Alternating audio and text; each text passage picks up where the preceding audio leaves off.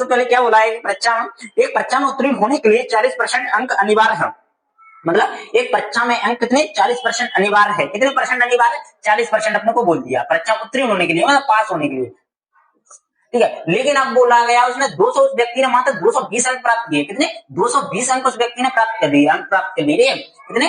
220 अंक उसने प्राप्त कर लिए। वो अंक कितने अंकों से फेल हो गया? मतलब 20 अंकों से वो फेल हो गया। मतलब 220 उसने प्राप्त किए थे, 20 अंकों से वो फेल हो गया। समझ में आ रहा है?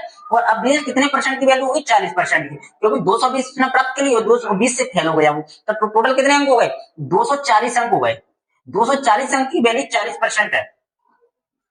ठीक है, तो बताइए 40% की वैल्यू, 240 की वैल्यू 40%, तो 100% की परीक्षा रहती है कि नहीं रहती? हमेशा आपने देखा होगा परीक्षा कितने अंकों की रहती है? 100%, 100% रहती है। तो 100% की वैल्यू कितनी है? तो सबसे पहले हमको 100% की इसमें वैल्यू निकालना है।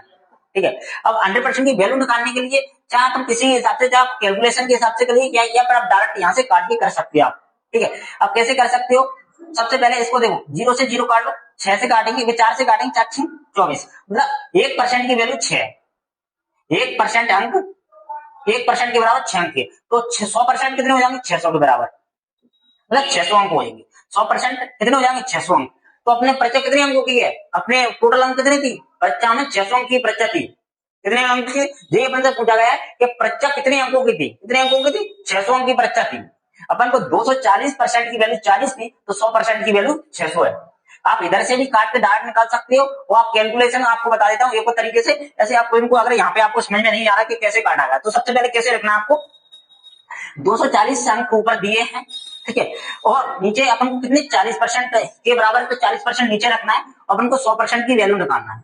आप इस कैलकुलेशन को करोगे तो 600 आंसर निकलेगा। देखिए वही अपन ने इसमें काट के किया, अपन को इससे काटोगे तो कितनी बार कट जाएगा? 0 से 7 7 6 24, कितने 6, और 600 का इसका मल्टीप्लाई 100 से करेंगे तो कितना हो जाएगा? 600 हो जाएगा। आ गया?